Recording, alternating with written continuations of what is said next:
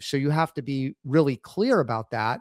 And the clearer you can be about that kind of entity disambiguatization of who you are versus somebody else. And like, also a lot of people have data out there that like needs to be cleaned up because, like they just assume that I'm on this platform, this platform, and this platform, and this platform. They know it's all the same person, and they're giving you credit for that. And I'm seeing that not being the case in a lot of instances. But I feel like traditional SEO and that foundation gets you into the game. And then there's kind of that icing on the cake, which is like the LLM layer. Yeah. Well, I think several of the things you talked about with differentiation are important. And in the era, probably the last 2 decades, I mean, while I've been doing this, there's been so much focus on, well, it's digital, so we can just pump out more. And all the wasted impressions, who cares? Wasted traffic, who cares? It'll go through the funnel. We'll get what we need.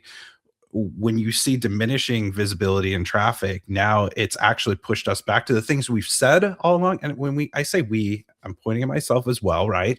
The things that we've said, we want to create a quality experience. We want to have brand, talk about our brand in a way that stands apart. Unless you're the low price leader and you're selling the widget for the cheapest price, which I've not worked with clients who are like, I just want the mass and I'm going to undercut somebody, because that's the Amazons of the world are going to do that or whatnot as well. Right. And and I haven't had them as a client, but when we actually have to actually do what we've said for a long time in the industry and go look back at reinvesting in brand strategy, Yes. brand development, product development, sales messaging, and process development. Because we can actually get hopefully the same opportunities, but we have to be more focused in when we get that impression and what we do with it and to move it through the funnel. So we Yeah. actually have to put our money where our mouth is on the quality versus quantity focus to it and differentiate.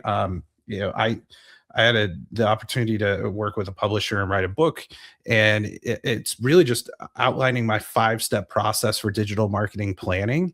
And it's an acronym called START is my process. And it's that first 6 week to 2 month process we work through, like so many other agencies as well. But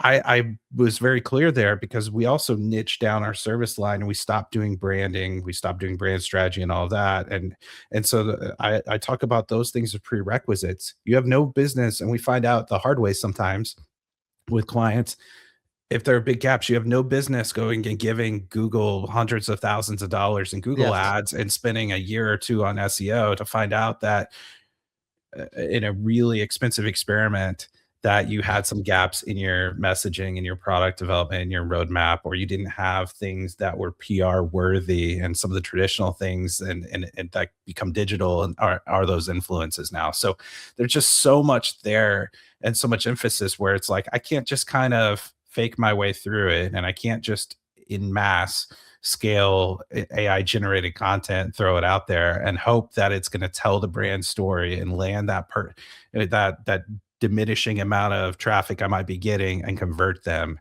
or impress my AI content to go impress an AI entity. Yeah, I mean, the term that everybody's using on LinkedIn is like AI slop, right? And Yeah. and I think it is really, as people get more comfortable with these tools, and when I say comfortable, I mean a foundational level with these tools, uh, you're able to create tons of content at mass.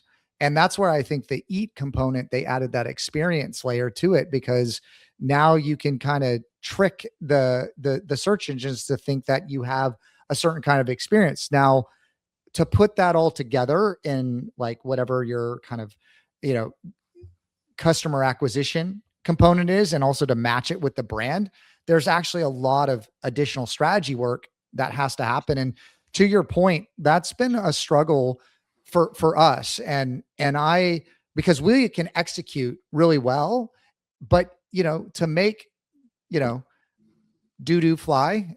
Sometimes there's certain things you have to go back and fix, right? And so if you want us to execute this, we have to do these things. And so what has kind of happened over time is me and a few of our strategists have really started to move away from the execution. Okay.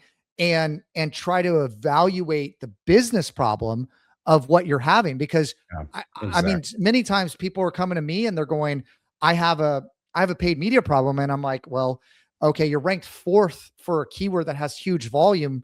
If you push that up, you could do that way less than what you're spending on paid ads, and you're going to get a much better quality. No, you have a SEO problem, right? And or like they come in and there's all different kind of scenarios, but you're right. There's a many times is okay, well, you have a website structure issue, right?